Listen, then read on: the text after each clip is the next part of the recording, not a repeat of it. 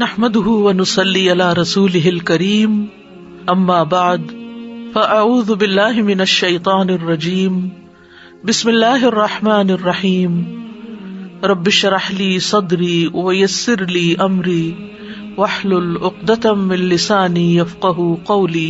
دعا کرتے وقت انسان کو حمد و ثنا کے ساتھ آغاز کرنا چاہیے، یعنی اللہ سبحانہ وتعالیٰ کی تعریف کرنی چاہیے، نبی صلی اللہ علیہ وسلم پر درود شریف پڑھنا چاہیے اور اس کے بعد اپنی عرض رکھنی چاہیے۔ تو جس دعا کے آگے پیچھے درود شریف پڑھ لیا جائے وہ دعا بھی قبول ہوتی ہے۔ فضالہ بن عبید رضی اللہ عنہ سے روایت ہے کہ ایک مرتبہ رسول اکرم صلی اللہ علیہ وسلم تشریف فرما تھے۔ ایک شخص آیا اور اس نے نماز پڑھی، پھر کہنے لگا اے اللہ مجھے بخش دے اور مجھ پر رحم کر۔ تو رسول اللہ صلی اللہ علیہ وسلم نے فرمایا اے نمازی تو نے جلدی کی، جب نماز پڑھ چکو تو بیٹھے رہو، اللہ کی اس طرح حمد و ثنا بیان کرو جیسا کہ اس کا حق ہے، پھر مجھ پر درود بھیجو، پھر اس سے دعا کرو، یعنی یہ دعا مانگنے کا ادب اور سلیقہ ہے۔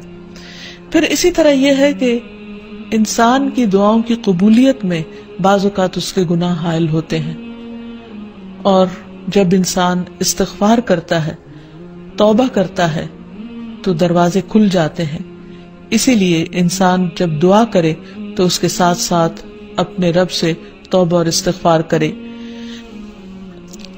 پھر اسی طرح دعا کرنے کے ادب میں سے ایک چیز یہ بھی ہے کہ انسان جب دعا کرنا شروع کرے تو سب سے پہلے اپنے لیے دعا کرے، پھر اپنے قریبی لوگوں کے لیے دعا کرے اور پھر تمام لوگوں کے لیے دعا کرے۔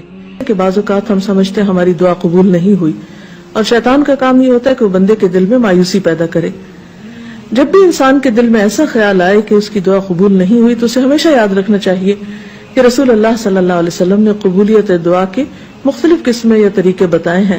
ایک تو یہ کہ جو کچھ انسان مانگتا ہے اس کو وہ مل جائے، یا پھر یہ کہ وہ تو نہ ملے لیکن اس کے برعکس اس کے بدلے میں اس کی کسی مصیبت یا مشکل کو اس سے دور کر دیا جائے یا آنے سے روک دیا جائے۔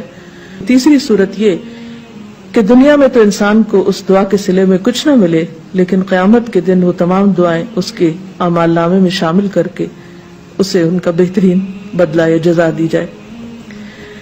ایسی صورت میں جو تیسری صورت ہے، اگرچہ دنیا کے اعتبار سے ایک مشکل صورتحال ہے، لیکن قیامت کے دن بندہ جب اپنی دعاؤں کا صلہ دیکھے گا، اس عبادت کی جزا پائے گا وہاں پر، تو اس وقت تمنا کرے گا کہ اے کاش دنیا میں میری کوئی دعا بھی قبول نہ ہوتی۔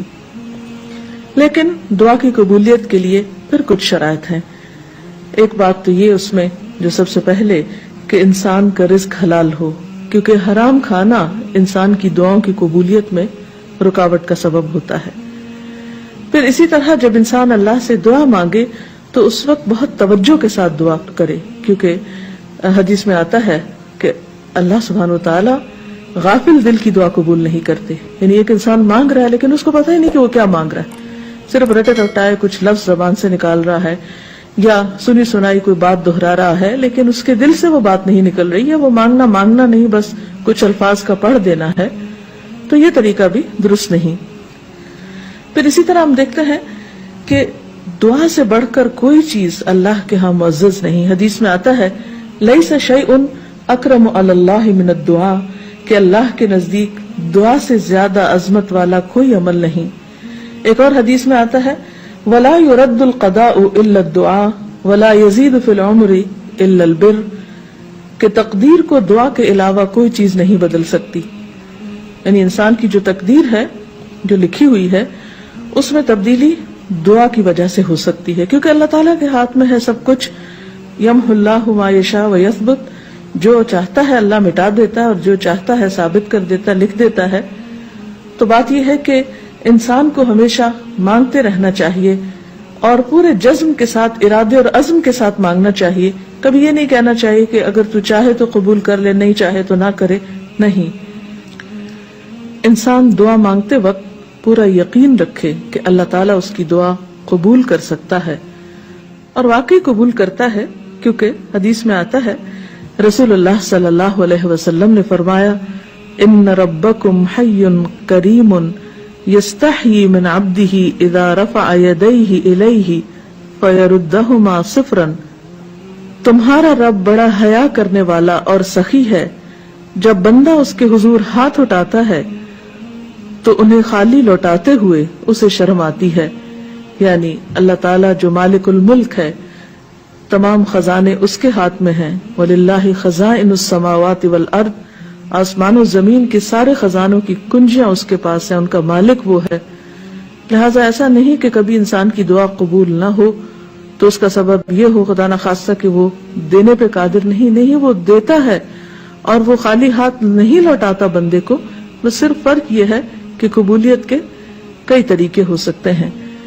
اور خاص طور پر اگر بندہ مانگتا نہیں ہے تو یہ چیز اس کو ناپسند ہے، اس پر وہ ناراض ہوتا ہے، کیونکہ اللہ بندے سے یہ چاہتا ہے کہ بندہ اپنے رب کا شکر ادا کرتا رہے، اس سے مانگتا رہے، کیونکہ اللہ نے بندوں کو اپنی عبادت کے لیے پیدا کیا ہے. اگر بندے سب نعمتیں اس سے پا کر اس سے بے نیاز ہو جائیں تو یہ چیز اللہ تعالیٰ کو پسند نہیں.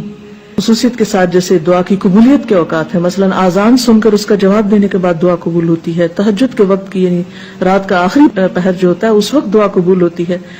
پھر اسی طرح عبادات کے بعد جیسے نماز کے بعد، قرآن پاک پڑھنے کے بعد، پھر روزہ کھلنے کے وقت، اسی طرح حج عمرے کے جو مختلف مناسک ہیں ان کی ادائیگی کے دوران، کعبۃ اللہ پر پہلی نظر پڑتے ہوئے. اس کے بہت سے ایسے مواقع کتابوں میں آپ پڑھ سکتے ہیں کہ جس میں انسان کی دعا رد نہیں ہوتی، قبول کر لی جاتی ہے. تو اس میں اگر انسان تھوڑی دیر کے لیے ارادتاً یکسوئی اختیار کرے تو انشاءاللہ اس کو فائدہ ہوگا. مثلا رات کے آخری حصے میں دعائیں بہت قبول ہوتی ہیں. حدیث میں آتا ہے رسول اللہ صلی اللہ علیہ وسلم نے فرمایا، ہمارا رب تبارک و تعالی ہر رات کو اس وقت آسمان دنیا پر آتا ہے جب رات کا آخری تہائی حصہ رہ جاتا ہے. وہ کہتا ہے، کوئی مجھ سے دعا کرنے والا ہے کہ میں اس کی دعا قبول کر لوں؟ کوئی مجھ سے مانگنے والا ہے کہ میں اسے عطا کر دوں؟ کوئی مجھ سے بخشش طلب کرنے والا ہے کہ میں اسے بخش دوں؟ یعنی اگر کوئی اس وقت مجھ سے دعا کرے گا تو میں ضرور اس کی دعا قبول کر لوں گا. لیکن عموماً رات کے آخری حصے میں انسان گہری نیند میں چلا جاتا ہے اور یہ قبولیت کا وقت اس سے کھو جاتا ہے. تو اس خصوصی طور پر اگر انسان کی زندگی میں کوئی پریشانی ہو یا کچھ چیزوں کے بارے میں وہ واقعی سنجیدہ ہو کہ وہ اسے ملنی چاہیے دنیا اور آخرت کی کامیابیوں میں سے، بھلائیوں اور خیر میں سے، تو اس کو چاہیے کہ اس وقت میں دعا کا اہتمام کرے. نبی صلی اللہ علیہ وسلم نے یہ بھی فرمایا کہ تمام اوقات سے زیادہ بندہ پچھلی رات میں اپنے رب کے قریب ہوتا ہے.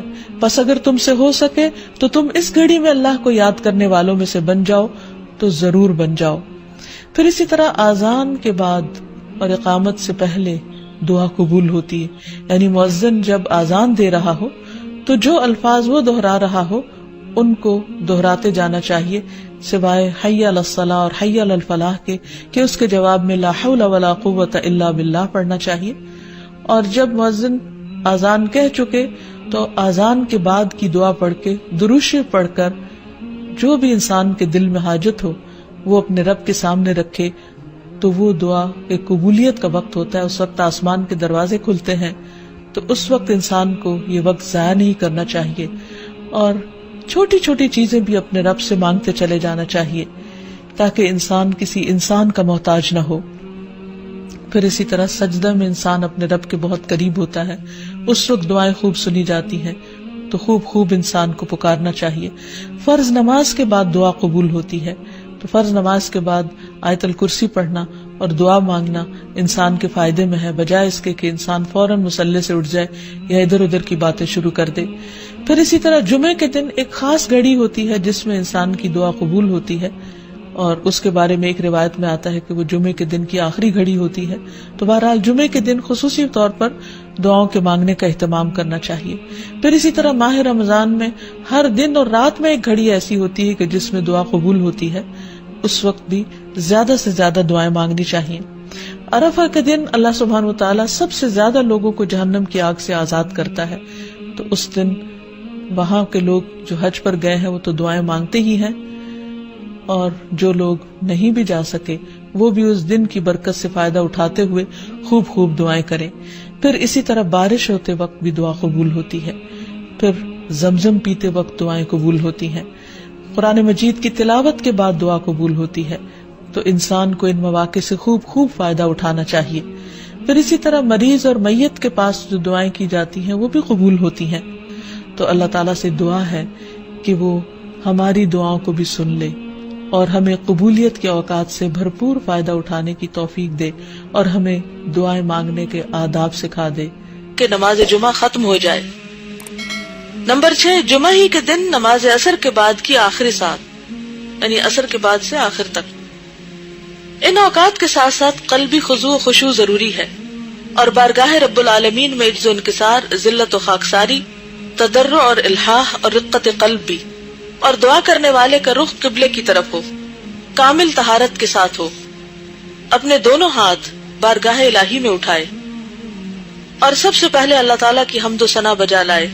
اس کے بعد رسول اللہ صلی اللہ علیہ وسلم پر جو اللہ تعالیٰ کے خاص بندے ہیں درود شریف بھیجے اور اپنی حاجت پیش کرنے سے قبل توبہ اور استغفار کرے. پھر پوری ہمت اور توجہ کے ساتھ اللہ تعالیٰ کی طرف متوجہ ہو اور نہایت الہ و زاری، تملک اور خاکساری کے ساتھ بارگاہ الہی میں اپنا سوال پیش کرے اور ترغیب و ترہیب، امید و خوف کے ساتھ اس کی جناب میں دعا کرے اور اللہ تعالیٰ کے اسماء حسنی اور اس کی مقدس صفات. کون سی مقدس صفات؟ جی اللہ کے ناموں میں جو ہیں، اور اس کی توحید کا وسیلہ پکڑے. دعا سے پہلے کچھ صدقہ و خیرات کرے تو امید ہے کہ یہ دعا مسترد نہ ہوگی، خصوصاً جب کہ وہ دعائیں پڑھی جائیں جن کے بارے میں رسول اللہ صلی اللہ علیہ وسلم کا ارشاد ہے کہ ان کے قبول ہونے کی امید کی جا سکتی ہے، یا وہ دعائیں پڑھی جائیں جن میں اسم اعظم موجود ہے، اللہ کا بہت بڑا نام. اسم اعظم والی دعاؤں میں سے ایک دعا یہ بھی ہے جو سنن اور صحیح ابن حبان میں حضرت عبداللہ بن برادہ عن ابیہ سے مروی ہے کہ رسول اللہ صلی اللہ علیہ وسلم نے ایک آدمی کو یہ دعا کرتے ہوئے سنا: اللہم انی اسألک بانی اشہد انک انت اللہ لا الہ الا انت الاحد الصمد الذی لم یلد ولم یولد ولم یکن لہ کفوا احد. اے اللہ، میں تجھ سے اس وسیلے کے ذریعے مانگتا ہوں کہ میں گواہی دیتا ہوں کہ تو اللہ ہے، تیرے سوا کوئی دوسرا الہ نہیں، تو اکیلا ہے، بے نیاز ہے، ایسی ذات ہے کہ نہ کسی کو جنا اور نہ خود کسی سے جنا گیا اور نہ کوئی اس کے برابر ہے. تو اس میں اللہ تعالیٰ کا کون سا نام ہے بہت بڑا؟ الاحد، الصمد. یعنی ان ناموں کے ساتھ اگر اللہ کو پکارا جائے، یا احد یا صمد، یا پھر اسی طرح اس دعا کو پڑھ کر دعا مانگی جائے جو بھی دل میں ہے، تو دعا قبول ہوگی. اس کی یہ دعا سن کر رسول اللہ صلی اللہ علیہ وسلم نے فرمایا: لقد سأل اللہ بالاسم الذی اذا سئل به اعطى واذا دعی به اجاب. سنن ابن ماجہ ابواب الدعاء. یہ آدمی اللہ تعالیٰ کے اس نام سے مانگتا ہے کہ جب اس کے وسیلے سے سوال کیا جائے تو وہ دیتا ہے، اور جب اس کے ذریعے دعا کی جائے تو وہ قبول کرتا. سبحانک اللہم و بحمدک اشہد ان لا الہ الا انت استغفرک و اتوب الیک. السلام علیکم و رحمۃ اللہ وبرکاتہ.